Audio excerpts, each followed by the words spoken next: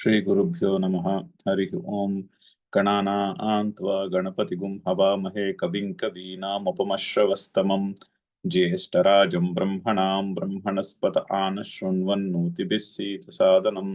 श्रीमहागणाधिपतये नमः। सदाशिवसमारम्भां शङ्कराचार्यमध्यमाम् अस्मदाचार्यपर्यन्तां वन्दे गुरुपरम्पराम्। श्रुतिस्मृतिपुराणानाम् आलयं करुणालयं नमामि भगवत्पादशङ्करं लोकशङ्करं। नारायणं नमस्कृत्य नरं चैव नरोत्तमं देवीं सरस्वतीं व्यासं ततो जयमुदीरयेत्। जय गुरुदेव। 12వ శ్లోకం చదువుదాం. కాంక్షంతః కర్మణాం సిద్ధిం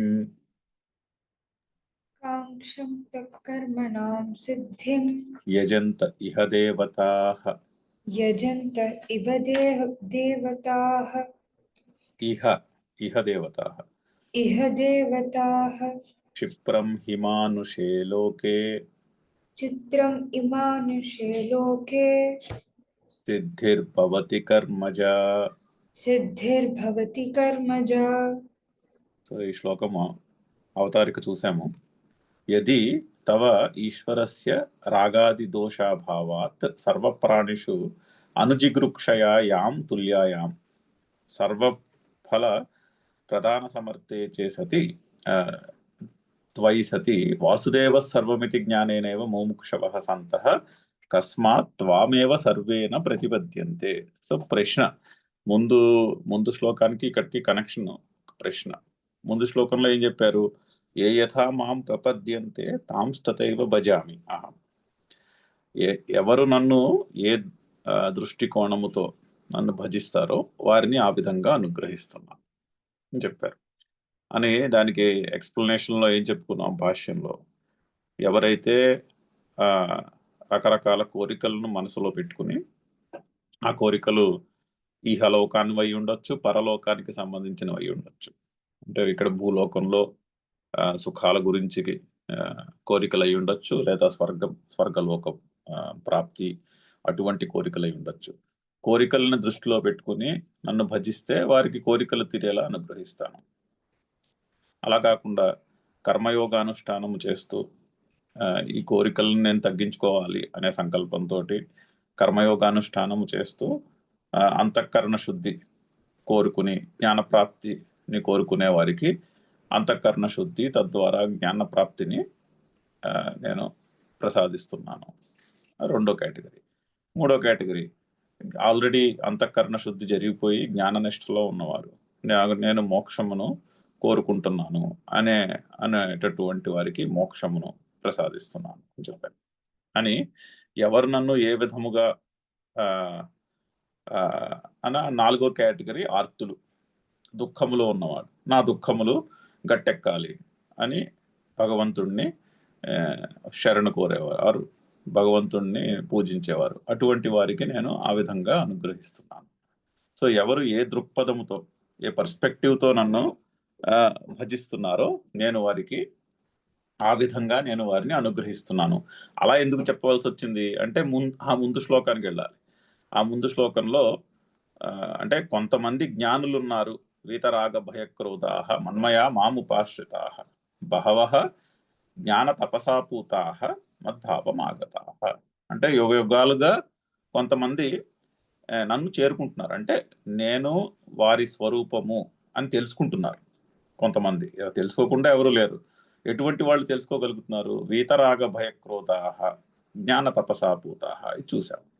రాగము, భయము, క్రోధము ఎవరిని వదిలి వెళ్ళిపోతాయో అటువంటి వాళ్ళు, జ్ఞాన తపస్సు చేత శుద్ధి చేయబడినటువంటి వారు, వాళ్ళు మద్భావం ఆగతాః, నన్ను చేరుకున్నారు. మన్మయా మాముపాశ్రితాః, వాళ్ళు అంటే బ్రహ్మవిధులు, అంటే ఉన్నది అంతయు పరమాత్మయే అని తెలుసుకున్న వాళ్ళు. ఈ జగత్తులో కనిపించే నానాత్వం ఏదైతే ఉందో, మల్టిప్లిసిటీ, అది కనిపిస్తుంది మాత్రమే, అది వ్యావహారికమే. కానీ పరమార్థతః ఈ కనిపించే నానాత్వములో కనిపించే జీవులు, వస్తువులు, వీటన్నిటినీ జాగ్రత్తగా పరిశీలిస్తే అన్నిటి యొక్క ఆత్మ కూడా ఒకటే, ఆ పరమాత్మయే. అన్నిటి యొక్క ఆత్మ అంటే సారము, ప్రతి జీవుని యొక్క సారము, ప్రతి చెట్టు, జీవి, ఎదురుగుండా కనిపించే జగత్తు, దాని యొక్క సారం ఏమిటి అంటే ఈశ్వరుడే అని తెలుసుకున్న వాళ్ళు మన్మనయ. ఇలాంటి వాళ్ళు ఉన్నారా అంటే ఉన్నారు. ప్రతి జనరేషన్ లోనూ ఉంటారు ఇటువంటి వాళ్ళు. వాళ్ళు నన్నే చేరుకున్నారు అని చెప్పినందుకు ప్రశ్న ఏమిటి? అయితే నీకు పార్షియాలిటీ ఉంది, నీకు రాగద్వేషాలు ఉన్నాయి. కొంతమందికేమో నువ్వు నిన్ను చేరుకునేలా అంటే వారి స్వరూపము నీవే, పరమాత్మయే అని తెలుసుకునేలా కొంతమందిని అనుగ్రహిస్తున్నావు, కొంతమందిని వదిలేస్తున్నావు అన్న ప్రశ్నకి, లేదు నాకు రాగద్వేషాలు లేవు, ఎవరు ఏ విధంగా నన్ను భజిస్తారో నేను వారిని ఆ విధంగా అనుగ్రహిస్తాను. మమ వర్త్వాను వర్తంతే మనుష్యాః సర్వశః అని చెప్పి. అంటే అందరూ కూడా ఈ బ్రాడ్గా 4 కేటగిరీల్లో పెట్టాడు. ఆర్తులు అంటే దుఃఖితులు, తర్వాత కామ్యకర్మలు అంటే కోరికలను దృష్టిలో పెట్టుకుని కర్మలు చేస్తూ ఉండేవారు. 3 కర్మయోగానుష్ఠానము చేసి జ్ఞానప్రాప్తిని కోరుకునేవారు. 4 ఆల్రెడీ జ్ఞానప్రాప్తి కలిగి మోక్షమును కోరుకునేవారు అని 4 కేటగిరీల్లో పెట్టి, ఈ 4 కేటగిరీ మనుషులు కూడా అందరూ కూడా మమ వర్తంతే, నా మార్గమునే అనుసరిస్తాను, అంటే నాలోనే ఉన్నారు, నా మార్గములోనే ఉన్నారు, అంటే నేను సృష్టించిన జగత్తులో నేను సృష్టించిన పద్ధతిలోనే ఉన్నారు, కానీ నన్ను దాటి బయట లేరు అని చెప్పాడు. అది దానికి మళ్ళీ మనసులో ప్రశ్న, అయితే నీకు రాగద్వేషాలు లేవంటున్నావు, నీకు రాగద్వేషములు లేవు, అందరినీ ఒకే విధంగా నువ్వు అనుగ్రహించే శక్తి ఉన్నవాడివి కదా, నువ్వు ఈశ్వరుడివి. అవును, ఈశ్వరుడు నేను చెప్తున్నాడు శ్రీకృష్ణుడు, నాకు రాగద్వేషాలు లేవు, అందరినీ ఒకే విధంగా అనుగ్రహించగలను అని చెప్తాడు. మరి అలాంటప్పుడు వాసుదేవ సర్వమితి తెలుసుకుని, ఇక్కడ ఉన్నదంతయు వాసుదేవుడే, అంతయు పరమాత్మయే అని తెలుసుకుని అందరు జనులు కూడా అలా తెలుసుకుని మోక్షమునే ఎందుకు కోరుకోవటం లేదు? అది ప్రశ్న. సరే, నీకైతే రాగద్వేషాలు లేవంటున్నావు కదా, లేవు, ఈశ్వరుడవు నీవు, నీకు రాగద్వేషాలు లేవు, నువ్వు అందరినీ ఒకే విధంగా అనుగ్రహిస్తావు కదా, మరి అయినా కూడా ఆ విషయాన్ని గుర్తించి అందరూ కూడా మోక్షమునే ఎందుకు కోరుకోవటం లేదు? ప్రశ్న, అది ప్రశ్న. సో తవ ఈశ్వరస్య రాగాది దోష అభావాత్, నీకు రాగదోషాలు లేవు, సర్వప్రాణిషు అనుజిగృక్షాయాం తుల్యాయాం, అందరినీ ఒకేలా అనుగ్రహించగలవు. సర్వఫల ప్రధాన సమర్థే చ సతి, నీవు అన్ని రకముల ఫలములను అనుగ్రహించగలవు. ఇలా ఉండంగా పరిస్థితి త్వయి సతి, ఈ విధంగా ఉండంగా వాసుదేవ సర్వం, ఇదంతయు కూడా నీలోనే ఉన్నది, ఇదంతయు కూడా పరమాత్మలోనే ఉన్నది. ప్రతి జీవి వస్తువు యొక్క సారము పరమాత్మయే అని తెలుసుకుని, అయితే జ్ఞానేనైవ ముముక్షోః సంతః కస్మాత్ త్వామేవ సర్వేన ప్రతిపద్యంతే. ఇలా తెలుసుకుని అందరూ నిన్నే ఎందుకు కోరుకోవట్లేదు, నిన్నే ఎందుకు చేరుకోవటం లేదు? మళ్ళీ ఇంకొక ప్రశ్న దాని మీద, ఆ ప్రశ్నకి సమాధానముగా ఈ శ్లోకం చెప్తున్నారు. కాంక్షంతః కర్మణాం సిద్ధిం యజంతే ఇహ దేవతాః. ఆ యజంత ఇహ దేవతాల్లో సంధి ఉంది, పూర్వరూప సంధి. ఆ యజంతే పోయింది, ఏకారం పోయింది, పోయి యజంత ఇహ అయింది, యజంతే ఇహ. సో యజంతే ఇహ దేవతాః అంటే ఇక్కడ దేవతలను పూజిస్తారు. యజంతే దేవతాః యజంతే, దేవతలను పూజిస్తారు. ఎందుకు? కర్మణాం సిద్ధిం కాంక్షంతః, వారు చేసే పనులలో ఫలమును, సిద్ధి అంటే ఫలము, ఇక్కడ ఫలమును కోరుకుంటూ దేవతలను పూజిస్తారు. బ్రీఫ్ గా చెప్పుకున్నాము లాస్ట్ టైం, శంకర్ల భాష్యం కూడా చదువుదాము. నెట్ ఏంటంటే దేవతలను ఎందుకు పూజిస్తారు? దేవతలను ఎందుకు పూజిస్తారండి? ఎవరైనా ఉత్తినే ఆ దేవతలకి ఏ కోరికని అనుగ్రహించే శక్తి లేదని ఒక దేవత గుడి కట్టారనుకోండి, ఆ దేవతను ఎవరన్నా పూజిస్తారా? ఆ దేవతను ఆ గుడికి ఎవరు వెళ్ళరు. ఒక గుడి కట్టి చూడండి, ఈ గుడి కట్టి ఇక్కడికి వచ్చి ఈ దేవుణ్ణి పూజిస్తే ఏ కోరికలు తీరవు. జస్ట్ మీరు అలా వచ్చి పూజించుటే కానీ కోరికలు అయితే తీరవు అని బోర్డు పెట్టారనుకోండి, ఆ గుడికి ఎవరు వెళ్ళరు. ఎందుకంటే మనుషులు కోరికతో వెళ్తారు గుడికి. ఈ కోరికని ఏదో కోరిక ఉంటుంది మనసులో, మనిషికి ఏదో కోరిక ఉంటుంది, ఆ కోరికలు తీరడానికి అని చెప్పి దేవతల్ని పూజిస్తారు.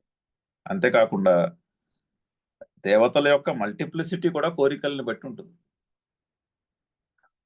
ఎంతమంది దేవతల్ని మనిషి పూజిస్తాడు అనేది తన మనసులో ఉన్న కోరికల యొక్క మల్టిప్లిసిటీని బట్టి ఉంటుంది. రకరకాల కోరికలకి రకరకాల దేవతలు అనుగ్రహం అన్నట్టు ఉంటుంది.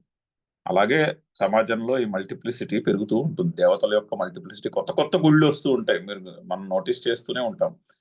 కొత్త కొత్త గుడులు, కొత్త కొత్త పేర్లు దేవతలకి. దాని వెనకాల కొత్త కొత్త స్థల పురాణాలు, ఆ కొత్త దేవుడి ఇప్పుడు తిరుపతి వెళ్ళే దారిలో ఆంజనేయుడు ఉంటాడు. బేడి ఆంజనేయుడు అంటారు ఆయన్ని. అలాగా దానికి ఏదో స్టోరీ ఉంటుంది. బేడి ఆంజనేయుడు ఆయన పేరు. అంటే చూడండి, దానికి ఏదో ఆ ప్లేస్కి ఏదో స్థల పురాణము, దానికి సంబంధించినటువంటి స్టోరీ ఏదో ఉంటుంది. అదంతా వాస్తవమా అంటే ఏమో ఎవరికి తెలుసు. కానీ అదో లెజెండ్, అలా ఓ లెజెండ్ ఉంటుంది. ఆ లెజెండ్కి చుట్టూరా ఓ చిన్న పురాణము, ఓ కథ, ఓ స్టోరీ, అక్కడ ఓ గుడి, ఓ వ్యవహారం నడుస్తూ ఉంటుంది. ఏంటంటే అది ఫైనల్లీ అది ఒక రకమైనటువంటి కోరికకి లింక్ అయి ఉంటుంది. ఇక్కడికి వచ్చి ఈ దేవతని మీరు పూజిస్తే ఇటువంటి కోరికలు తీరతాయి అని సెంట్రల్ ఫోకస్ తోటి అది అలా పెరుగుతూ ఉంటుంది. సో అయితే ఇది యథార్థము కాదు కదా. అందరిలోనూ వాసుదేవ సర్వమితి అని చెప్పినటువంటి వేదము మంది దేవతలు ఉన్నారని చెప్పదుగా. అలా అని చెప్పలేదు వేదము. అది అలానే అర్థం చేసుకున్నారు తర్వాత మనుషులు. వేదము మనం చూసాము. బృహదారణ్యకంలో 33 దేవతల యొక్క డిస్క్రిప్షన్ ముందు చాప్టర్లో ఎప్పుడో చదివేటప్పుడు చూసాం మనం. 33 మంది దేవతలను చెప్పారు. అంటే 33 శక్తులు ఉన్నాయి ఇక్కడ. శక్తులు అంటే ఆ పరమాత్మ యొక్క మహిమలు. ఇప్పుడు ఫర్ ఎగ్జాంపుల్ సూర్యుడు పరమాత్మ యొక్క మహిమ, గాలి పరమాత్మ యొక్క మహిమ, నిప్పు పరమాత్మ యొక్క మహిమ. అలాగా బోలెడన్ని విధములుగా పరమాత్మ యొక్క మహిమను దేవతా రూపములతో స్తుతించారు వేదమంత్రములలో. దానికి తర్వాత ఒక్కొక్క దేవత పేరుకి ఒక్కొక్క ఫార్మ్ పెట్టుకుని దాన్ని ఫార్మ్లోకి ప్రతీకగా చెప్పుకున్నారు. ఆ తర్వాత ప్రిన్సిపల్ మర్చిపోయి ఓన్లీ ఫార్మ్స్ ఒకటే మిగిలేవి. అది ఎవల్యూషన్, రిలీజియన్ యొక్క ఎవల్యూషన్. అయితే వేదం అయితే అలా చెప్పలేదు. అందరూ ఒకే పరమాత్మ అని చెప్పిన వేదము బోల్డ్ అంతమంది దేవతలు విడివిడిగా ఉన్నారని చెప్పదు కదా. అలా అని చెప్పలేదు. అలా అని అర్థం చేసుకున్నాం, అది వేరు. సో దేవతలను పూజిస్తారు ఎందుకు? కోరికలను బట్టి దేవతలను పూజిస్తారు. ఇక్కడ ఈ భూలోకంలో ఎందుకు అలా చేస్తారంటే, మానుషే లోకే క్షిప్రం సిద్ధి భవతి, కర్మచ సిద్ధి క్షిప్రం భవతి. ఈ లోకంలో మానుషే లోకే అంటే 2 విధాలుగా అర్థం చేసుకోవచ్చు లోక శబ్దాన్ని. మానుషే లోకే అంటే భూలోకము అని అర్థం చేసుకోవచ్చు. సో భూలోకంలో కర్మజ సిద్ధి క్షిప్రం భవతి, కర్మఫలము క్షిప్రం భవతి, తొందరగా లభిస్తుంది. ఇన్ కంపారిజన్ టు అదర్ లోకాలు భూలోకంలో కర్మఫలము తొందరగా సిద్ధిస్తుంది అనే ఒక వ్యవస్థ ఉన్నది. అలా అర్థం చేసుకోవచ్చు. అంటే ఇక్కడ వేరే లోకములో కర్మలు చేసి వాటి యొక్క ఫలములు పొందడానికి ఎంత సమయం యొక్క వ్యత్యాసం పడుతుందో దానికంటే భూలోకంలో తక్కువ పడుతుంది. ఆ విధంగా అర్థం. అందుకని ఇక్కడ మనుషులు దేవతల్ని పూజిస్తారు. ఎందుకంటే ఇక్కడ దేవతల్ని పూజిస్తే వాళ్ళ అనుగ్రహం తొందరగా లభిస్తుంది అనేటటువంటి ఉద్దేశంతో అలా చేస్తారు. ఇంకొక విధంగా ఏంటంటే క్షిప్రంకి గ్యారంటీడ్. అంటే కోరికతో కర్మ చేస్తే ఆ కర్మ యొక్క ఫలము సిద్ధించే తీరుతుంది. అంటే మన కర్మ ఎంతవరకు కోరికకు దాన్ని ఏమంటారు, సంకల్పము ఎంత గట్టిగా ఉంటుందో ఆ ఫలము అంతవరకు లభిస్తుంది. సో కర్మజ సిద్ధి మానుషేల యొక్క క్షిప్రం భవతి, గ్యారంటీగా కర్మఫలం దొరుకుతుంది ఇక్కడ. అయితే ఇంకో విధంగా కూడా అర్థం చేసుకోవచ్చు. లోక శబ్దమునకు లిటరల్ మీనింగ్ అయితే ఒక లోకం, భూలోకము, స్వర్గలోకము అలాగా. ఇంకొంచెం సటిల్ మీనింగ్ తీసుకుంటే, సూక్ష్మార్థం తీసుకుంటే లోక శబ్దానికి కనిపించేది లోకం. అలా తీసుకుంటే లోక శబ్దమునకు ఒక ప్రాణికోటి అని కూడా అర్థం ఉంది. అంటే ఒక కేటగిరీ ఆఫ్ లివింగ్ బీయింగ్స్ అన్నమాట. మనుషులు ఒక కేటగిరీ ఆఫ్ లివింగ్ బీయింగ్. లోక శబ్దమునకు అటువంటి అర్థం కూడా వస్తుంది. కనిపిస్తారు కదా జీవులు, కనిపించేవారు జీవులు. లోక శబ్దం అలా తీసుకుంటే మానుషే లోకే కర్మజా సిద్ధి క్షిప్రం భవతి. మనుష్య లోకంలో కర్మఫలమునకు అంటే మనుషులకి కర్మలకి ఫలం సిద్ధిస్తుందండి. అది అంటే పశువులకు కూడా కర్మఫలం ఉంటుంది. కాకపోతే పశువులు ఇప్పుడు ఆవు ఉందనుకోండి, ఆవు ఆకలేసినప్పుడు గడ్డి మేస్తుంది. అంతేనే కానీ ఆ గడ్డి మేచినప్పుడు ఓకే ఈ గడ్డి చాలా రుచికరంగా ఉంది, దీన్ని కొంచెం బ్యాగ్లో వేసి తీసుకెళ్ళి ఇంట్లో పెట్టుకుని రేపు తిందాం అన్నటువంటి భావం ఉండదు ఆవుకి. అక్కడ గడ్డి ఉంటే గడ్డి మేస్తుంది, తినేస్తుంది, అక్కడితో అయిపోతుంది, ఆ పని వెళ్ళిపోతుంది. అంతేనా కానీ ఆకలి వేయలేదనుకోండి, గడ్డి చుట్టుపక్కలకి వెళ్ళదు. ఆకలి వేసినప్పుడు వెళ్తుంది, గడ్డి మేస్తుంది. కానీ ఆ గడ్డి మేసినప్పుడు ఇది రుచికరమైన గడ్డి, అదేమో రుచికరమైన గడ్డి కాదు, దీన్ని నేను కొంచెం దాచుకుంటాను రేపటికి, ఇటువంటి ఆలోచనలు ఏమి ఉండవు. అది మనిషికే ఉంటుంది. ఇది కూడబెట్టేసుకోవాలి, ఇది కూడబెట్టుకుని రేపు కూడా మనం దీన్ని అనుభవించాలి, దీనివల్ల మనకి ఏదో రేపు భద్రత కలుగుతుందేమో, ఇలాంటి ఆలోచనలన్నీ మనిషికే వస్తాయి. అందుకని మనుషులకు ఫలములను ఉద్దేశించి కర్మలు చేయుట, తద్వారా ఆ ఫలములు పొందుట అనేది మనుషులకే ఉంటుంది అని చెప్తున్నారు. అందుకని మానుషే లోకే కర్మజా సిద్ధి క్షిప్రం భవతి. మనిషి కర్మఫలాన్ని సృష్టించుకుంటాడు తానే, అంటే కర్మబంధాన్ని తానే కలుగు చేసుకుంటాడు. ఒక కోరికని, మనసులో ఒక కోరిక పుడుతుంది, ఆ కోరికను పట్టుకుని వెళ్ళాడి ఆ కోరికకు సంబంధించినటువంటి కర్మలన్నీ చేసి ఆ కర్మఫలాన్ని తన నెత్తిన వేసుకుంటాడు మనిషి. పశువులు అలా చేయవు.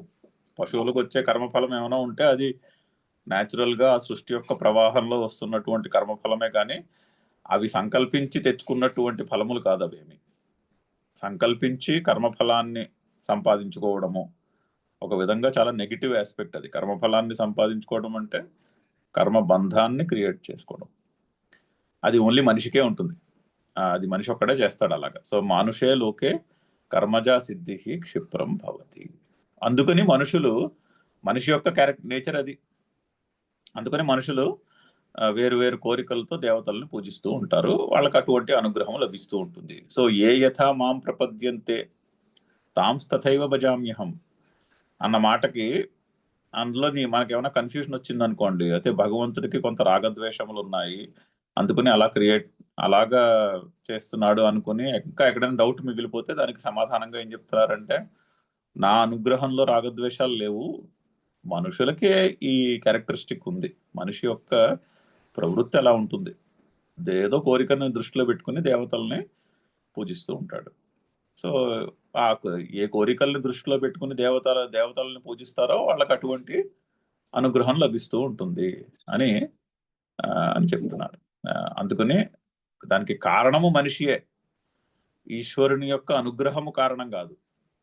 మనిషి మనసులో బుద్ధిలో ఉన్నటువంటి దృక్పథము, తద్వారా పుట్టినటువంటి కోరికలు అదే కారణం. కానీ మనుషుల యొక్క స్థితిగతులలో తేడాలు రావడానికి భగవంతుని యొక్క అనుగ్రహము కాదు. కోరికను బట్టి అనుగ్రహం ఉంటుంది, కోరికట్టిదో అనుగ్రహము ఆ విధంగా ఉంటుంది. సో అయితే మనుషులకి ఈ మనుషుల యొక్క నేచర్లో ఇది ఉంది, కోరికలను దృష్టిలో పెట్టుకుని నన్ను రకరకాల దేవతా రూపముల్లో నన్ను భజిస్తూ ఉంటారు. సో వారికి ఆ కోరికలు, ఆ దేవతల యొక్క కాంబినేషన్ లో వచ్చే ఫలములు వాళ్ళకి లభిస్తూ ఉంటాయి. అంతేగాని నా రాగద్వేషములు ఆ తేడాలకి కారణము కాదు అని చెప్తుంది. చాలా చక్కని ప్రిన్సిపల్. అయితే శంకర్ల భాష్యం కూడా చాలా దాన్ని ఏమంటారు నిక్కచ్చిగా ఉంటుంది. ఇక్కడ ఆశ్చర్యపోవద్దు భాష్యంలో ఆయన ఏం చెప్తున్నారో చూసి. చదువుదాం భాష్యము. కాంక్షంతః అభీప్సంతః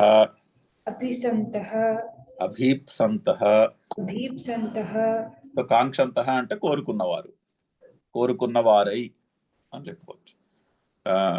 దేనిని? కర్మణాం సిద్ధిం कर्मणां सिद्धिं ఫలనిష్పత్తిం फलनिष्पत्तिं ప్రార్థయంతః యజంతే. प्रार्थयन्तः यजन्ते. సో కర్మ కాంక్షంతః కోరుకున్నారు దేనిని? కర్మణాం సిద్ధిం, కర్మల యొక్క సిద్ధిని. కర్మల యొక్క సిద్ధి అంటే ఫల నిష్పత్తి. ఒక కర్మని ఫలమును, కర్మ ఫలమును మనసులో పెట్టుకుని కర్మ చేస్తారు సాధారణంగా మనుషులు. సో ఆ కర్మ ఫలము యొక్క నిష్పత్తిని కోరుకుంటూ ప్రార్థయంతః యజంతే. యజంతే అంటే ప్రార్థయంతః అంటే ప్రార్థిస్తారు. దేవతల్ని యజంత అంటే యాగము చేయుట అని అర్థం చేసుకోవచ్చు. బట్ బ్రాడ్ మీనింగ్, అంతకన్నా బ్రాడ్ మీనింగ్ తీసుకుంటే ప్రార్థయంతః పూజిస్తారు, ప్రార్థిస్తారు. ఎక్కడ? ఇహ అస్మిన్ లోకే, यः अस्मिन् लोके ఇక్కడ ఈ భూలోకంలో. అర్జునుడితో కదా కాన్వర్జేషన్, మనిషితో కాన్వర్జేషన్ కాబట్టి ఈ భూలోకంలో ఈ విధంగా కోరికలను దృష్టిలో పెట్టుకుని ప్రార్థిస్తారు. ఎవరిని ప్రార్థిస్తారు? అది నెక్స్ట్ పదము. దేవతాః देवताः ఇంద్రాజ్ఞాద్యాః. इन्द्राज्ञायाः ఇంద్ర అగ్ని ఆద్యాః.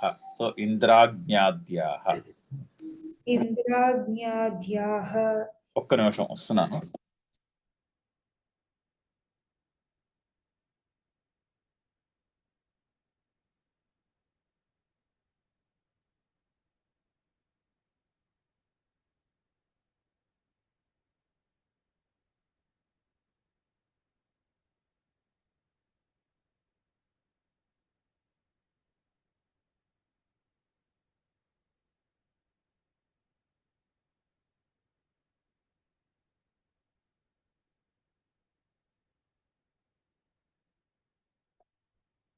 దేవతలను పూజిస్తారు. దేవతలు అంటే ఎవరు? ఇంద్రుడు, అగ్ని మొదలగు వారు. చూడండి, శంకర్లు భాష్యం రాసిన నాటికి దేవతల పేర్లు అలా ఉండేవి. ఇంద్రుడు, అగ్ని, వరుణుడు, ఆదిత్యుడు, వాళ్ళు దేవతలు. ఈరోజు దేవతల లిస్టు వేరు. ఆ ప్యాంథియన్ ఆఫ్ గాడ్స్ మారిపోయింది. రిలిజియన్ యొక్క ఎవల్యూషన్లో అది మారిపోయింది. ఈరోజు దేవతలు వేరు. ఈరోజు వెంకటేశ్వర స్వామి, మల్లికార్జున స్వామి, అలా బోల్డంతమంది దేవతలు ఉన్నారు. సో ఆ దేవతల లిస్ట్ కూడా మారిపోయిందని అక్కడ భాష్యం చదువుతుంటే తెలుస్తూ ఉంటుంది. ఆ రోజుల్లో ఉన్న పరిస్థితుల్లో దేవతల లిస్ట్ మోస్ట్లీ వైదికమైన దేవతల list. Pantheon of gods, Vedic pantheon. అందులో న్యాచురల్ ఫోర్సెస్ యొక్క పేర్లు ఉంటాయి. అగ్ని, ఆదిత్యుడు, ఇంద్రుడు, అలా ఉంటాయి పేర్లు. సో ఇంద్రాజ్ఞాద్యాః దేవతాః. చాలా నెక్స్ట్ ఆయన చెప్తున్న మాటని ఎక్స్ప్లెయిన్ చేయడానికని బృహదారణ్యకం నుంచి ఒక వాక్యం తీశారు. చూడండి, చాలా నెక్కచ్చిగా ఉన్నటువంటి వాక్యం. చూద్దాము. అథయో అన్యాం దేవతాముపాస్తే అన్యో అసావన్యో అహమస్మీతి నసవేద యథా పశురేవం సదేవానాం ఇతి శ్రుతేః. సో అథ యః అన్యాం దేవతాం ఉపాస్తే, అన్యః అసౌ, అన్యః అహం అస్మి ఇతి నా సహ వేద. అది స్టేట్మెంట్. సో అథ అంటే అక్కడ డిస్కషన్, బృహదారణ్యకంలో అక్కడ డిస్కషన్ ఏంటంటే ప్రతి జీవి వస్తువు యొక్క స్వరూపము. ఆత్మ అంటే స్వరూపము, అంటే ఎసెన్స్ ఒకటే పరమాత్మ అని చెప్తున్నటువంటి ప్రకరణంలో చెప్తున్నటువంటి డిస్కషన్. అక్కడ డిస్కషన్ అది. డిస్కషన్ ఏంటి? మనకి కనిపించే ఇక్కడ నానాత్వము కనిపిస్తున్నది, మల్టిప్లిసిటీ కనిపిస్తోంది ఎదురుకుండా జగత్తులో. బోలెడంత మంది జీవులు ఉన్నారు, రకరకాల ప్రాణికోటులు ఉన్నాయి, అందులో రకరకాల జీవులు ఉన్నాయి, అది కాక బోల్డన్ని వస్తువులు ఉన్నాయి. ఇవన్నీ కనిపిస్తున్నాయి ఇక్కడ. వీటన్నిటి యొక్క ఆత్మ ఏమిటి అంటే essence. What is the essence? Essence of this అన్నది. ఇప్పుడు మనిషి యొక్క ఎసెన్స్ ఏంటి? మనిషి యొక్క ఎసెన్స్ ఏమిటి?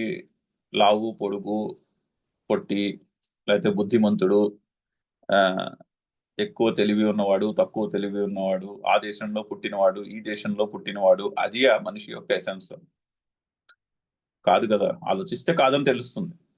మనిషి యొక్క ఎసెన్స్ అందరిలోనూ కామన్ గా ఉన్నది ఏంటి? తెలుసుకొనుట, అవేర్నెస్. అది మనిషి యొక్క ఎసెన్స్. ఒక విధంగా పరిశీలిస్తే అక్కడికి వస్తాం అనాలిసిస్ కి. సో అక్కడ బృహదారణ్యకంలో జరుగుతున్నటువంటి డిస్కషన్ అది ఆ ప్రకరణంలో. కానీ సో అది అలా ఉండగా, అథ అంటే మీనింగ్ అది, అక్కడ అది అలా ఉండగా, యహ ఎవడైతే అన్యాం దేవతాం ఉపాస్తే, వేరొక దేవతను ఉపాసిస్తాడో. ఈ వేరొక దేవత అంటే ఏమిటి? వేరు నాలో ఉన్న నాలో ఉన్న వెలుగు రూపంలో ఉన్న శక్తియే పరమాత్మ. అలా కాకుండా బయట వేరే ఒక దేవత ఉన్నది అని ఉపాసిస్తాడో, యహ అన్యాం దేవతాం ఉపాస్తే. ఇప్పుడు వేరొక దేవతని ఉపాసన చేయాలంటే దానికి రెండు, నేను వేరై ఉండాలి, ప్లస్ ఆ దేవత కూడా వేరై ఉండాలి. ఆ పరమాత్మ ఏదైతే ఉందో ఆ పరమాత్మ అనే తత్వము నుండి నేను ఫస్ట్ వేరై ఉండాలి. నేను ఒక లిమిటెడ్ సెపరేటెడ్ ఎంటిటీ అయి ఉండాలి. ఆ దేవత కూడా ఒక సెపరేట్ ఎంటిటీ అయి ఉండాలి. అప్పుడే ఆ ఉపాసన కుదురుతుంది అని చెప్తున్నారు. అన్యః నేను వేరు, అసహ అన్యః ఈ దేవత వేరు, అన్యః అహం. అక్కడ సంధులున్నాయి బోల్డ్. ఉపాస్తే అన్యః అసౌ, అన్యః అహం. అసౌ ప్లస్ అన్యః అసావన్యః అయింది. దాన్ని ఏమంటారు? ఆ సింబల్స్ అకారము పోయినటువంటి సింబల్స్ అవన్నీ. సో ఆ దేవతాం ఉపాస్తే అన్యః అసౌ, అన్యః అహం అస్మి ఇది అన్ని సందులు ఉన్నాయి అక్కడ. సో అయితే నేను వేరు, అన్యః అహం, అసౌ అన్యః ఈ దేవత వేరు అని నానాత్వమును దృష్టిలో పెట్టుకుని ఎవడైతే ఉపాసిస్తాడో సహా నా వేద, అతనికి ఏమీ తెలియలేదు అంటున్నారు. నిజంగా తెలుసుకోవడం అంటే ఏమిటి? ప్రతి జీవి యొక్క స్వరూపము పరమాత్మయే, ఇంక్లూడింగ్ మై సెల్ఫ్. నా స్వరూపము, నాకు కనిపించే ప్రతి జీవి యొక్క స్వరూపము కూడా ఒక్కటే, ఆ పరమాత్మతే, అద్వితీయమైనటువంటి అన్డివైడెడ్ డివినిటీయే అని తెలుసుకోవడం. అది నిజమైన తెలుసుకోవడం అంటే. అలా కాకుండా నేను వేరు, ఈ ఎదురుకుండా కనిపిస్తున్నటువంటి దేవత వేరు, ఆర్ ఎదురుకుండా నేను అనుకుంటున్నటువంటి దేవత వేరు అని నానాత్వమును దృష్టిలో పెట్టుకుని ఎవరైతే ఉపాసిస్తారో వాళ్ళు ఏమీ తెలుసుకోలేదంటున్నారు. ఇంకా ఇంకా చాలా అయితే ఎందుకు ఉపాసిస్తున్నారు అంటే దానికి చూడండి దృష్టాంతం ఎలా ఇస్తున్నారో. యథా పశుః ఏవం సహ దేవానాం. అయితే మనిషికి పశువుకి ఎటువంటి సంబంధం ఉంటుందో దేవతలకి ఈ దేవతలని వేరువేరుగా అనుకుని ఉపాసించే వారికి అటువంటి సంబంధం అని చెప్తున్నారు దృష్టాంతం. యథా పశువు అంటే మనిషి పశువుని ఎందుకు, ఇప్పుడు ఆవు ఉందనుకోండి ఇంట్లో, ఆవుని మనిషి పోషిస్తాడు. ఎందుకు పోషిస్తాడు? దానికి గడ్డి పెడతాడు ఆవుకి చక్కగా, లేదా తవుడు, వాటెవర్ ఆ ఆవుకి కావాల్సినటువంటి, ఆవుకి దూడలకి కావాల్సినటువంటిని సమకూరుస్తాడు. ఎందుకు సమకూరుస్తాడు? మనిషి పెట్టినటువంటి గడ్డి తిని ఆవు పాలిస్తుంది. సో గివ్ అండ్ టేక్ ఉంది. ఈ పశువుకి నేను, ఈ ఆవుకి నేను గడ్డి పెడితే అది నాకు పాలిస్తుంది అంటే ఆవు మనకి పాలిస్తుంది అనేటటువంటి ఆకాంక్షని దృష్టిలో పెట్టుకుని, ఆ కోరికను దృష్టిలో పెట్టుకుని ఆ మనిషి ఆవుని పోషిస్తాడు. అలాగే సహదేవానాం, ఇతడు దేవతలకి, ఈ మనిషి దేవతలకి. దేవతల మనుషుల్ని ఎందుకు చూసుకోవాలి జాగ్రత్తగా? మనుషుల్ని అనుగ్రహించి వారి కోరికలను అనుగ్రహిస్తే మనిషి హోమాలు చేసి వాళ్ళకి హవిస్సును అందజేస్తాడు. హోమం చేసినప్పుడు ఇదిగో ఇది ఆదిత్యునికి, ఇది ఇంద్రునికి, ఇది వరుణునికి, ఇది ఫలానా దేవతకి అని మనుషులు హోమాలు చేసి దేవతలకి హవిస్సుని ఇస్తారు. సో అక్కడ కూడా ఏ విధంగా మనిషి ఆవు నుంచి పాలని పాలిస్తుందనే ఉద్దేశాన్ని మనసులో పెట్టుకుని పశువుకి ఆ, పశువుని పోషిస్తాడో దేవతలు అదే విధంగా మనుషుల్ని అనుగ్రహిస్తారు, మనుషుల యొక్క కోరికలను అనుగ్రహిస్తారు. ఎందుకంటే మనుషులు తిరిగి వాళ్ళకి హవిస్సునిస్తారనే కోరికను దృష్టిలో పెట్టుకుని వాళ్ళు మనుషుల్ని ఆ మనుషుల్ని అనుగ్రహిస్తారు అని చెప్తున్నారు. ఆ దృష్టాంతం చూడండి ఎంత నిక్కచ్చిగా చెప్తున్నారు ఆయన. సో అథ యహ అన్యాం దేవతాం ఉపాస్తే అన్యః అసౌ అన్యః అహం అస్మి ఇది సహ న వేద యథా పశురేవం సహ దేవానాం. సో మనిషి అలా నానాత్వమును దృష్టిలో పెట్టుకున్నవాడు తెలుసుకోలేదు. సో అంటే అజ్ఞాని నానాత్వమును దృష్టిలో పెట్టుకుని ఆ నానాత్వము యొక్క పర్స్పెక్టివ్ నుంచి అతని మనసులో ఏ కోరికలు పుడతాయో ఆ కోరికల్ని ఆశించి రకరకాల దేవతల్ని పూజించి ఆ అనుగ్రహమును సంపాదించుట అనేటటువంటి జరుగుతూ ఉంటుంది ఇందులో. అంతేనే కానీ ఇందులో నా రాగద్వేషాలకు ఏమీ సంబంధం లేదు. యాక్చువల్లీ అలా చేస్తున్న వాళ్ళందరూ కూడా నిజంగా తెలుసుకోలేదు. సరే, వాళ్ళ అజ్ఞానంలో వాళ్ళు అలా కర్మలు చేస్తూ ఉంటారు. ఆ కర్మల యొక్క ఫలములు పొందుతూ ఉంటారే కానీ ఇందులో నా రాగద్వేషములకు ఏమీ ఒక ఇన్ఫ్లుయెన్స్ ఏమీ లేదు. మనిషి తన బుద్ధి ఎంతవరకు బుద్ధి సూక్ష్మంగా ఉంటుందో, ఎంతవరకు మనిషి యొక్క క్లారిటీ ఆఫ్ థింకింగ్ ఉంటుందో మనిషి దాన్ని బట్టి ప్రవర్తిస్తాడు. ఆ ప్రవర్తనని బట్టి వాళ్ళు ఏ విధంగా ప్రవర్తించి వాళ్ళు ఏ విధంగా దేవతల్ని అనుగ్రహం కోరితే ఆ దేవతాశక్తులు వారిని ఆ విధంగా అనుగ్రహిస్తూ ఉంటాయి. అంతేనే కానీ ఇందులో నా రాగద్వేషములకేమీ ఇందులో ఇన్ఫ్లుయెన్స్ ఉండదు అని చెప్తున్నటువంటి మాట. నెక్స్ట్ చదువుదాము. తేషాం హి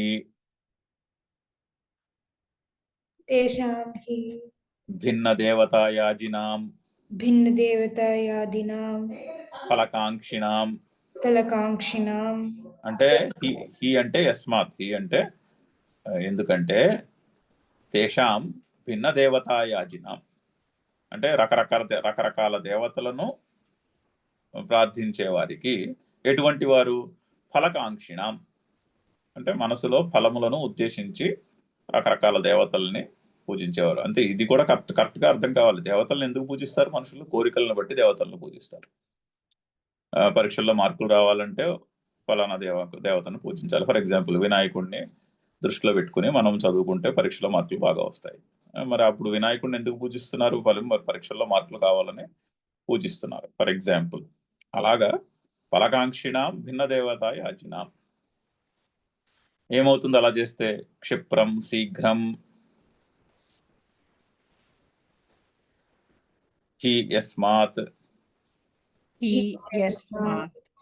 మానుషే లోకే మనుష్యలోకే హి శాస్త్రాధికారః క్షిప్రం హి మానుషే లోకే ఇతి విశేషణాత్ అన్వేష్వపి కర్మఫలసిద్ధిం దర్శయతి భగవాన్. అయితే మనుష్యే లోకే హి శాస్త్రాధికారః. ఈ శాస్త్రాధికారము మనుష్య లోకంలోనే ఉంటుంది. అంటే మనుషులకే శాస్త్రం యొక్క అధికారము కదా. ఇప్పుడు భగవద్గీత చదువుకుని అందులో విషయాలు తెలుసుకోవాలంటే మనిషి అయి ఉండాలి. మనిషికే దీన్ని తెలుసుకునే అధికారం ఉంది, మిగిలిన జీవులకు లేదు. మిగిలిన జీవులు ఏవి కూడా ఇలా కూర్చుని శాస్త్రం చదువుకోలేవు కదా. సో మనుష్య లోకేహి అంటే ఇక్కడ మనిషి జాతి, ఆ లోక శబ్దానికి జాతి అని అర్థం. మనుష్య జాతికే శాస్త్రాధికారము.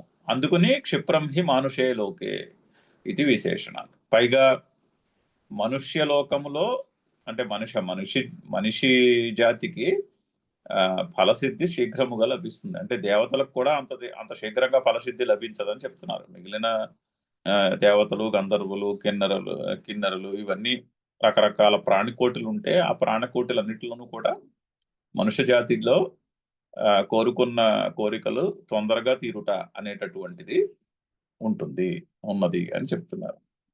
ఇది విశేషణాత్ అన్వేష్వపి కర్మఫల సిద్ధిం దర్శయతి. సో మిగిలిన లోకాల్లో కూడా కర్మఫల సిద్ధి అనేది ఉంటుంది, కానీ అది చాలా టైం పట్టేటటువంటి వ్యవహారము. ఇక్కడైతే చాలా తొందరగా లభిస్తుంది అని అని ఒక అర్థం. నెక్స్ట్ చదువుదాము. మానుషే లోకే మానుషే లోకే వర్ణాశ్రమాది కర్మాధికారః ఇతి విశేషః. కర్మాధికారః ఇతి విశేషః. కర్మాధికారః ఇతి విశేషః. సో అయితే ఈ కర్మల యందు అధికారము ఏ విధంగా పుడుతుంది అంటే వర్ణాశ్రమ భేదమును బట్టి కర్మల యందు అధికారం చెప్పబోతున్నారు. నెక్స్ట్ శ్లోకం రాబోతోంది వర్ణాశ్రమాల గురించి. సో వర్ణాశ్రమము అనే విభాగమును క్రియేట్ చేశారు. ఆ విభాగమును బట్టి ఆ వర్ణాశ్రమ విభాగము కూడా ఎలా వచ్చింది అని నెక్స్ట్ శ్లోకంలో రాబోతోంది. అయితే వర్ణాశ్రమము అంటే కరెక్ట్ గా అర్థం చేసుకోవాలి అంటే వర్ణము అంటే సొసైటీలో మనిషి యొక్క రోల్. ఒక మనిషి యొక్క రోల్ ని నాలుగింటిగా క్లాసిఫై చేశారు. బ్రాహ్మణుడు, క్షత్రియుడు, వైశ్యుడు, శూద్రుడు అని. అది వాళ్ళ స్పెసిఫిక్ రోల్. అది సొసైటీలో అటువంటి 4 రకాల రోల్స్ ఉన్నాయి అని రోలును బట్టి అది ఒకటి. ఇంకొకటి ఏంటి డిసైడ్ చేస్తుంది మనిషి యొక్క కర్మలకు అధికారము? ఆశ్రమము. ఆశ్రమము అంటే లైఫ్ స్టేజ్. అంటే స్టూడెంట్, బ్రహ్మచర్యము అంటే స్టూడెంట్, తర్వాత గృహస్థు అంటే ఫ్యామిలీ లైఫ్, ఫ్యామిలీ పర్సన్, ఆ తర్వాత రిటైర్మెంట్, వానప్రస్థము అంటే రిటైర్మెంట్, తర్వాత సన్యాసము అంటే తర్వాత కంప్లీట్ సెక్లూషన్, తర్వాత అన్నిటి నుండి బంధాలు వదిలేయడం అని 4 లైఫ్ స్టేజ్లు చెప్పారు. పుట్టినప్పుడు ముందు చదువుకోవాలి స్టూడెంట్, తర్వాత ఏవో కోరికలు ఉంటాయి, ఆ కోరికలను బట్టి ఆ కోరికలను తీర్చుకుందుకి గృహస్థాశ్రమము, ఆ కోరికలు తీర్చుకుని ఆ బాధ్యతలు వహించడం అన్నీ అయిపోయిన తర్వాత మెల్లమెల్లగా ఈ సంసారం నుంచి కాస్త దాన్ని ఏమంటారు డిటాచ్మెంట్ అలవాటు చేసుకోవడం, అది రిటైర్మెంట్. అది అలవాటు అయిన తర్వాత ఫైనల్ గా సన్యాసము అని 4 లైఫ్ స్టేజ్లు చెప్పారు. So combination of life stage and role in the society అలా అర్థం చేసుకోవాలి వర్ణాశ్రమాధికారక.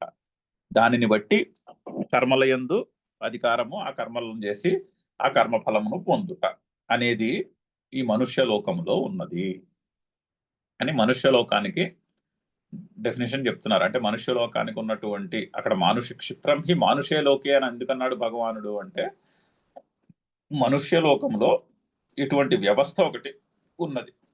వర్ణాశ్రమాలు అనే వ్యవస్థ, ఆ వ్యవస్థను బట్టి మనుషుల యొక్క కర్మలు, వారి కర్మ ఫలములు అనే ఒక వ్యవస్థ ఉన్నది అని అని చెప్తున్నారు అని. అంటే నెక్స్ట్ శ్లోకానికి కూడా కొంచెము దానికి ఏమంటారు, దానికి ఫౌండేషన్ భాష్యంలో శంకర్లు ఫౌండేషన్ క్రియేట్ చేస్తున్నారు నెక్స్ట్ శ్లోకాన్ని అర్థం చేసుకుంది. తేషాం నెక్స్ట్ చదువుదాం. తేషాం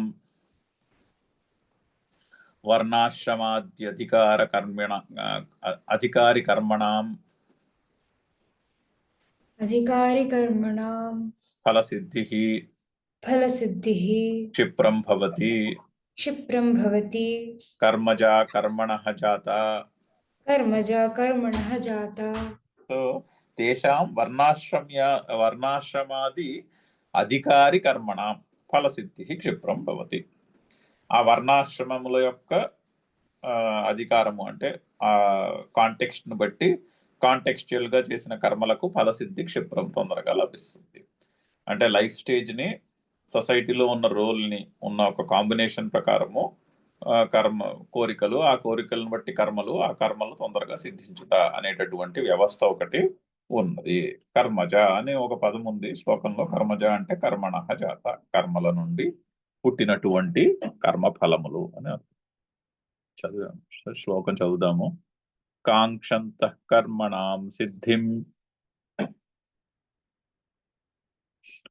యజంత ఇహ దేవతాః క్షిప్రం హిమానుషే లోకే సిద్ధిర్భవతి కర్మజా చాతుర్వర్ణ్యం మయా సృష్టం గుణకర్మ విభాగశః తస్య కర్తారమపి మాం విద్య కర్తారమవ్యయం. చాలా ఇంపార్టెంట్. చాలా పాపులర్ శ్లోకం కూడా. అయితే ముందు అవతారిక చూద్దాము. మానుషే ఏవ లోకే मानुषे एव लोके వర్ణాశ్రమాది కర్మాధికారః वर्णाश्रमादिकर्माधिकारः న అన్యేషు లోకేషు ఇతి न अन्येषु लोकेषु इति నియమః కిం నిమిత్తః ఇతి. नियमः किं निमित्तः इति. అయితే రెండు రకాల ప్రశ్నలు తో లింక్ చేసుకోవచ్చు ఈ రెండు శ్లోకాలని. ఒకటి ఏంటంటే క్షిప్రం హి మానుషే లోకే ఫలసిద్ధి అంటున్నారు కదా, సిద్ధిర్భవతి కర్మచ. అయితే మనుష్య లోకములోనే కర్మఫలములు సిద్ధిస్తాయి అని ఒక అర్థం తీసుకోవచ్చు. లేదా మనుష్య లోకంలో ఇతర లోకముల కంటే తొందరగా సిద్ధిస్తాయి అని అర్థం చేసుకోవచ్చు. రెండు విధాలుగా అర్థం చేసుకోవచ్చు ఆ సెంటెన్స్ ని. మనుష్య లోకములోనే కర్మఫలములు సిద్ధిస్తాయి అనే సెంటెన్స్ ని మనుష్య లోకంలోనే సిద్ధిస్తాయి, వేరే లోకంలో సిద్ధించవు అని ఒక అర్థము. మనుష్య లోకంలో తొందరగా సిద్ధిస్తాయి, క్షిప్రం భవతి, గ్యారంటీడ్ అని ఒక అర్థము, తొందరగా అని ఒక అర్థము. రెండు రకాలుగా అర్థం చేసుకోవచ్చు ఆ సెంటెన్స్. అదే చెప్తున్నారు. సో మనుషే ఏవ లోకే వర్ణాశ్రమాది కర్మాధికారః న అన్యేషు లోకేషు ఇది నియమః కిం. అయితే మనుష్య లోకములోనే సిద్ధిస్తాయి అని మనం అర్థం చేసుకున్నాం అనుకోండి, ఎందుకు అలాగా అని ఒక ప్రశ్న రావచ్చు, ఒక రకమైన ప్రశ్న రావచ్చు. అలా రెండో రకమైన ప్రశ్న కూడా ఉంది, ఇంకో కేటగిరీ ప్రశ్న. రెండింటికి ఆన్సర్ ఈ శ్లోకమే. సో అయితే రెండో రకమైన ప్రశ్న ఏమిటి? అథవా వర్ణాశ్రమాది ప్రవిభాగోపేత वर्णाश्रमादि प्रतिभागोपेता प्रविभागोपेता मनुष्याः मम वर्तानुवर्तन्ते सर्वशः इति उक्तम् कस्मात् पुनः कारणात् नियमेन तमैव वर्त्मा अनुवर्तन्ते न अन्यस्य इति. అయితే రెండో రకమైన ప్రశ్న ఏంటంటే వర్ణాశ్రమాది విభాగమును బట్టి మనుష్యులు మమ వర్తమ అనువర్తంతే అని చెప్తున్నావు. మమ వర్తమ అనువర్తంతే అని కూడా చెప్పారు కదా పైన. నా మార్గంలోనే ఉన్నారు అంటే నేను చేసినటువంటి అరేంజ్మెంట్ లోనే ఉన్నారు, నేను చేసినటువంటి అరేంజ్మెంట్ కి బయట లేరు అని చెప్తున్నావు. ఎందుకు బయట లేరు అది ప్రశ్న. రెండు రకాల ప్రశ్నలు. కస్మాత్ పునఃకారణాత్ నియమేన తమైవ వర్తమ అనువర్తంతేన అన్యస్య. నీవు చేసిన అరేంజ్మెంట్ లోనే ఉంటారంటావేంటి మనుషులు, అలా ఉండడం ఏమిటి, దానికి మూల కారణం ఏమిటి అనే ఒక ప్రశ్న. మమ వర్తమానువర్తంతే మనుష్యాః పార్థ సర్వశః. సో దాన్ని కూడా క్లారిఫై చేయాల్సి ఉంది. నేను చేసిన మార్గంలోనే ఉన్నారంటావేంటి, ఎవరు ఏ విధంగా ఏ దృష్టికోణంతో భగవంతుణ్ణి పూజిస్తారో వారిని ఆ విధంగా అనుగ్రహిస్తున్నాను అంటున్నావు. పైగా వాళ్ళందరూ కూడా నేను చేసిన అరేంజ్మెంట్ లోనే ఉన్నారు అంటున్నావు. అంటే ఏమిటి దాని అర్థము అని ఇంకొక ప్రశ్న కూడా మనసులో రావచ్చు. ఆ రెండు ప్రశ్నలకి సమాధానము ఈ శ్లోకము. చాతుర్వర్ణ్యం మయా సృష్టం గుణకర్మ విభాగశః. సో 4 వర్ణాలు నా చేత చేయబడినవి. అంటే 4 వర్ణాలు అంటే 4 డివిజన్స్ అని అర్థం చేసుకోకూడదు. డివైడ్ అంటే మనుషుల్ని డివైడ్ చేయడం కాదు, అది క్లాసిఫికేషన్. ఇప్పుడు ఇంట్లో 4 మనుషులు ఉన్నారనుకోండి, ఒకడు తండ్రి, ఒకరు తల్లి, ఒకరి కొడుకు, ఒకడు కూతురు, 4 ఉన్నారనుకోండి. ఆ 4 డివిజన్ అంటారా, అది జస్ట్ క్లాసిఫికేషన్ అంటారా? అది డివిజన్ కాదు, అది క్లాసిఫికేషన్. జస్ట్ క్లాసిఫై చేయడం అంటే ఇంట్లో ఉన్నవాళ్ళు అంటే వాళ్ళ రోల్, వాళ్ళ వాటెవర్ ఏదో ఒక పారామీటర్ని దృష్టిలో పెట్టుకుని అది క్లాసిఫై చేశారు. సో అది క్లాసిఫికేషన్ మాత్రమే, అది డివిజన్ కాదు. సో చాతుర్వర్ణ్యం, అక్కడ వర్ణం అనేది డివిజన్ కాదు, అది క్లాసిఫికేషన్. దేనిని బట్టి వచ్చిన క్లాసిఫికేషను? గుణ కర్మ విభాగశ. గుణము కర్మ అనే అనే 2 పారామీటర్స్, 2 యాక్సెస్, 2 పారామీటర్స్ ను బట్టి క్లాసిఫై చేశారు. సో మనిషిలో ఉండే గుణం ఏమిటి, మనిషి చేయవలసినటువంటి కర్మ ఏమిటి అనేటటువంటి క్లాసిఫికేషన్. అంటే మనిషి గుణం ఏమిటి, ఆ కర్తవ్యం ఏమిటి అని దాన్ని బట్టి క్లాసిఫై చేశారు 4 వర్ణాలు. అయితే అది ముందు చెప్పుకున్నాం కదా, సొసైటీలో రోల్ బట్టి కర్మ, సొసైటీలో role plus life stage combination, దాన్ని బట్టి కర్మ వస్తుంది. అలాగా ఒక వ్యవస్థను ఏర్పాటు చేశారు. ఎందుకంటే సమాజం ముందుకు నడవాలంటే రకరకాల పనులు చేసేవాళ్ళు కావాలి. దానిని 4 భాగాలు, 4 కేటగిరీల్లో పెట్టారు బ్రాడ్గా. పురుష సూక్తంలో వస్తుంది, బ్రాహ్మణోస్య ముఖమాసీత్ అంటూ మంచి ఒక 4 పంక్తులు ఉన్నాయి. బ్రాహ్మణుడు ముఖము అంటే, ముఖము అంటే తల బ్రాహ్మణుడు. బ్రాహ్మణుడు తల అంటే ఆలోచన శక్తి బాగా ఉండాలంటే సత్వగుణము అధికముగా ఉన్నవాడని అర్థము. సత్వగుణము అధికముగా ఉంటే సత్వరజస్తమో గుణములు, గుణం అంటే ఇక్కడ సత్వరజస్తమో గుణములు, ఆ సత్వము రజస్సు తమస్సు అనే గుణములు ఉంటాయని చెప్పుకున్నాం ఇదివరకు కూడా. ఆ గుణముల్లో సత్వగుణము అధికముగా ఉన్నవాడికి క్లారిటీ ఆఫ్ థింకింగ్ ఉంటుంది. సో క్లారిటీ ఆఫ్ థింకింగ్ ఉన్నవాడు బ్రాహ్మణుడు. అంటే సొసైటీలో పనులు జరగాలంటే సొసైటీ వ్యవస్థ ఎలా ఉండాలని ఆలోచన చేసే మనిషి ఉండాలి. ఆ ఆలోచన చేసే మనిషికి బ్రాహ్మణుడు అని పేరు.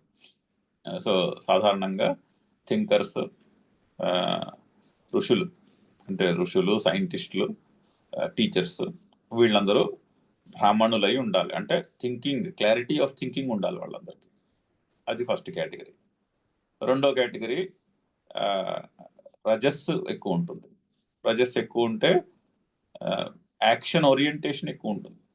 అంటే పెద్ద అందరినీ మోటివేట్ చేసి, సమాజాన్ని మోటివేట్ చేసి కొన్ని పనులు చేయించడం, ఒక బిహేవియర్ని ఎంకరేజ్ చేయడం, అటువంటివి కొంతమంది చేయగలరు, అందరూ చేయలేరు. అందరం నుంచుని ఏదో ఉపన్యాసం ఇచ్చేస్తే ఎవరు వినరు కదా, అది మనకి తెలిసినదే.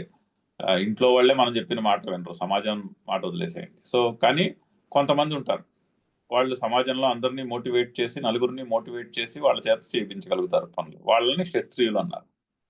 ఎందుకంటే రజోగుణం ఎక్కువ ఉంటుంది, యాక్షన్ ఓరియంటెడ్. రజస్సు ఫాలోడ్ బై సత్వము, ఫాలోడ్ బై తమస్సు. అందరూ చేయలేరు, అది కొంతమంది చేయగలరు, వాళ్ళని క్షత్రియులు అన్నారు. మూడో కేటగిరీ, ఇప్పుడు నాకు 10 రూపాయలు ఇచ్చారనుకోండి, కొంతమందికి 10 రూపాయలు ఇస్తే వాళ్ళు దానిని 1000 రూపాయలు చేయగలుగుతారు. వాళ్ళకి ఆ ఇంట్రెస్ట్ ఉంటుంది, ఆ కేపబిలిటీ ఉంటుంది. అందరికీ ఉండదు. నాలాంటి వాడికి మీరు 10 రూపాయలు ఇస్తే 10 రూపాయలు పూర్తి ఖర్చు అయిపోతాయి, అంతేనే కానీ అది పెరగడం అంటూ ఉండదు. సో అది అందరికీ ఉండదు. అది కూడా ఒక స్పెషల్ క్యారెక్టరిస్టిక్. దానికి కూడా బోల్డంత ఆలోచన ఉండాలి. అదేమి తేలికైన పని ఏం కాదు, చాలా కష్టమైన పని. నన్ను అడిగితే పర్సనల్గా చాలా కష్టమైన పని అది. సో అది అందరికీ ఉండదు, ఆ ఇంట్రెస్ట్, ఆ కేపబిలిటీ అందరికీ ఉండదు. అలాంటి వాళ్ళు కానీ సమాజం ముందుకెళ్ళాలంటే అలాంటి వాళ్ళు ఉండాలి. 10 రూపాయలు ఇస్తే దాన్ని 1000 రూపాయలు చేయగలిగే వాళ్ళు ఉంటేనే సమాజం ముందుకెళ్తుంది. నలుగురికి ఉద్యోగాలు వస్తాయి. నలుగురికి ఉద్యోగాలు ఇచ్చి ఆ నలుగురిని వాళ్ళు పోషించగలుగుతారు, జీతాలు ఇచ్చి, పనులు చేయించుకుని. సో అలాంటి వాళ్ళని వైశ్యులు అన్నారు. అంటే రజస్సు ఫాలోడ్ బై తమస్సు ఫాలోడ్ బై సత్వం, అది వైశ్య కేటగిరీ అన్న.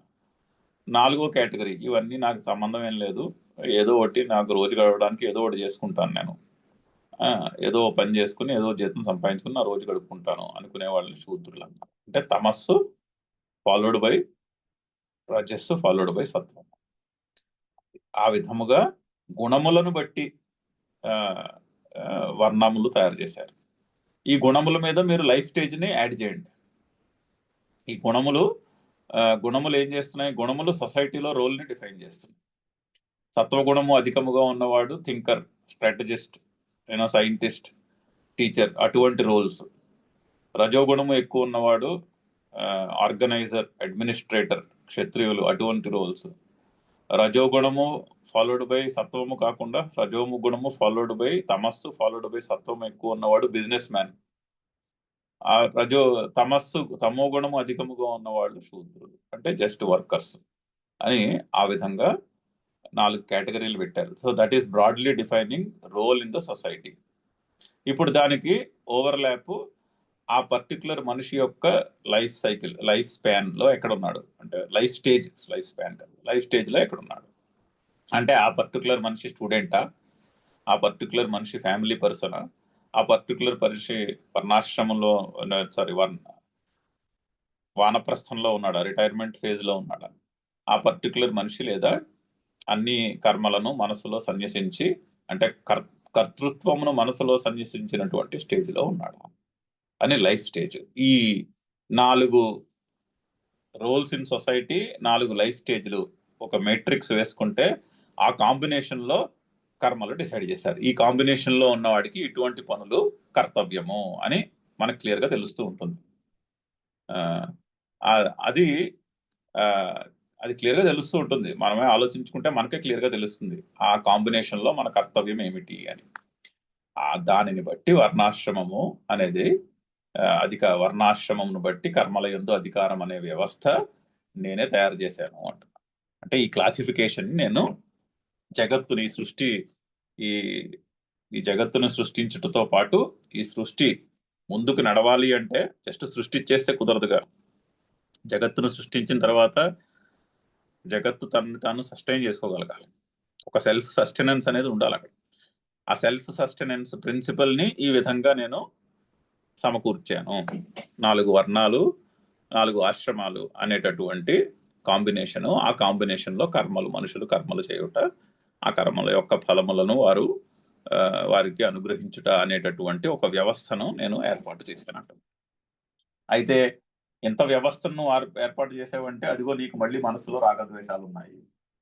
నువ్వు కొందరిని ఈ విధంగా, కొందరిని ఆ విధంగా నువ్వు సృష్టిస్తున్నావు అని ఒకటి. పైగా నువ్వు సృష్టించానంటున్నావుగా, మయా సృష్టం అంటున్నావు. నువ్వు సృష్టించావు అంటే ఇప్పుడు నేను కర్తను అనుకోండి. నేను కర్తనంటే నాకు కర్మ ఫలము కూడా ఉంటుంది. కర్త అయితే కర్మ ఫలం ఉంటుంది. అప్పుడు ముక్తి ఉండదు. అప్పుడు యు ఆర్ బౌండ్. నేను డూయర్ అనుకుంటే ఆ డూయర్ ఏ పని చేస్తున్నామో దాని మీద వచ్చే ఫలమునకి నేను బౌండ్. అప్పుడు భగవంతుడు ఏమయ్యాడు? భగవంతుడు కూడా నిత్యముక్తుడు కాదు. నువ్వు నిత్యముక్తుడు కాదు, నువ్వు బద్ధుడివి. ఎందుకంటే నువ్వు కర్మలు చేస్తున్నావు. ఆ కర్మ ఫలములను నువ్వు అనుభవించాలి కదా. నువ్వు బద్ధుడవా అంటే కాదు అని చెప్తున్నాడు. తస్య కర్తారమపి మాం. ఈ సృష్టితో పాటుగా ఈ చాతుర్వర్ణ్యాన్ని నేను సృష్టించినప్పటికీ కూడా, ఈ క్లాసిఫికేషన్ నేనే పెట్టినప్పటికీ కూడా, తస్య కర్తారం అపి మాం ఏ విధంగా తెలుసుకోవాలి? అకర్తారం అవ్యయం విద్ధి. విద్ధి అకర్తారం అవ్యయం. విద్య కర్తారం అవ్యయం. దాన్ని సంధి విడగొడితే విద్ధి ప్లస్ అకర్తారం ప్లస్ అవ్యయం. తస్య కర్తారం అపి మాం అకర్తారం అవ్యయం విద్ధి. నేను ఇవి తయారు చేసినప్పటికీ కూడా నేను కర్తను కాను అంటున్నాను. ఇది పారాడాక్స్. ఈ పారాడాక్స్ మరి జాగ్రత్తగా అర్థం చేసుకోవాలి. వేదాంతం కొంచెం అర్థం కావాలంటే ఈ పారాడాక్స్లు, ఇటువంటి పారాడాక్స్లు కొంచెం అర్థం చేసుకోవాలి. వీటికి కర్తను నేనే అయినప్పటికీ కూడా నేను కర్తను కాను అంటున్నాను. ఇప్పుడు ఒక సింపుల్ దృష్టాంతం చెప్పుకోవాలనుకోండి. చేయి కాలింది, పొయ్యి మీద పెడితే, అగ్నిలో పెడితే వేలు కాలింది. అయితే ఇప్పుడు అగ్ని కాల్చిందా అని అడిగారు అనుకోండి, అవును కాల్చింది అనాలి. అవునా? కానీ అగ్ని కాల్చిందా?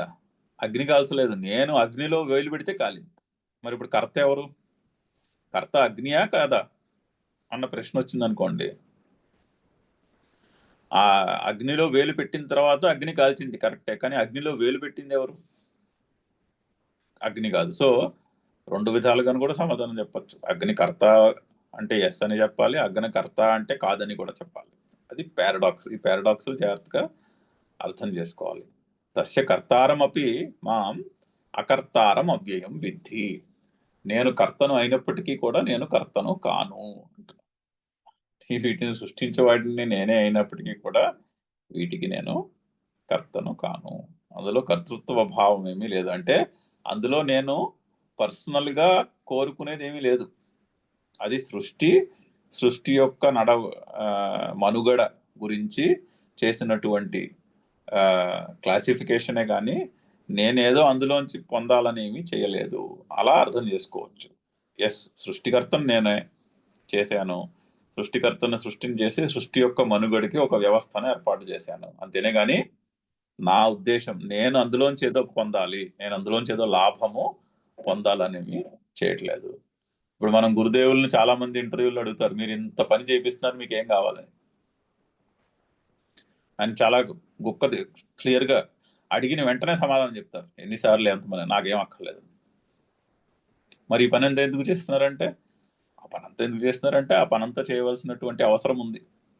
సమాజంలో నలుగురికి ఆ జ్ఞానాన్ని అందించవలసినటువంటి అవసరం ఉంది కాబట్టి ఆ పని చేస్తున్నారు. మీకేం కావాలి ఇందులో అంటే, నాకేం అక్కర్లేదు, నా దగ్గర నాకు కావాల్సినంత నాకేం అక్కర్లేదు, ఐఎమ్ కంప్లీట్లీ హోమ్, నాకేమీ అక్కర్లేదు. మరి ఆర్ట్ ఆఫ్ లివింగ్ ఆ వ్యవస్థ అలా నడుస్తుంది. ఆర్ట్ ఆఫ్ లివింగ్ ఒక ఆబ్జెక్టివ్ ఉంటుంది, ఆ ఆబ్జెక్టివ్ని బట్టి అది నడుస్తుంది. మరి మీ పరిస్థితితో నాకేం అక్కర్లేదు ఇందులో అని చాలాసార్లు చెప్పారు ఆయన. అలాగా ఆ పారాడాక్స్ని అర్థం చేసుకోగలగాలి. చేస్తున్నది ఆయన చేయించట్లేదు అంటే చేపిస్తున్నాడు, మరి అందులోంచి ఏమైనా కోరుకుంటున్నాడా అంటే ఏమీ కోరుకోవట్లేదు. మరి అప్పుడు నిజంగా చేయిస్తున్నాడా అంటే నిజంగా చేయించట్లేదు, చేయిస్తున్నట్టు కనిపిస్తున్నాడు. అలాగా తస్య కర్తారం అపి మాం అకర్తారం అవ్యయం విద్ధి. నేను కర్తును కాదు, ఎందుకంటే నేను అందులోంచి ఏమీ రిటర్న్ ఏమీ ఎక్స్పెక్ట్ చేయట్లేదు. ఇప్పుడు ఆ పని సరిగ్గా జరగలేదు, ఒకవేళ ఆ పనిలో ఏదో చిన్న తేడా వచ్చింది అనుకోండి, నాలో ఏమీ మార్పు ఉండదు. ఆ పని చాలా బాగా జరిగింది అనుకోండి, అప్పుడు కూడా నా మనసులో ఏమీ వికారం ఉండదు. ఆ పని సిద్ధించినా మనసులో వికారం ఉండదు, ఆ పని సిద్ధించకపోయినా కూడా మనసులో వికారము కలుగదు. సో అది అవ్యయం. ఆ పని యొక్క ఫలము నన్ను ఇంపాక్ట్ చేయదు, నన్ను ఇన్ఫ్లుయెన్స్ చేయదు. ఆ పని అది కర్తవ్యం, మా కర్తవ్య కర్మ అంటే అలాగే ఉంటుంది. కర్తవ్య కర్మగా మనం భావించిన కర్మ యొక్క ఫలము మన ఇంపాక్ట్ చేయకూడదు, అప్పుడే అది కర్తవ్యముగా భావించినట్టు లెక్క అవుతుంది. నేను చేయవలసింది నేను చేస్తున్నాను, దాని యొక్క ఫలము ఏ విధంగా ప్రారంభం ఉన్నదో ఆ విధముగా ఉంటుంది. కానీ నా బాధ్యత నా కర్తవ్యాన్ని నేను చేస్తున్నాను. సో అక్కడ ప్రిన్సిపల్ అది, తస్య కర్తారం అపి మాం అకర్తారం అవ్యయం విద్ధి. అది శ్లోకం. సోమవారం నాడు చదివినప్పుడు శంకర్లు చక్కని భాష్యం ఉంది దీనికి, అది కూడా చదువుదాం.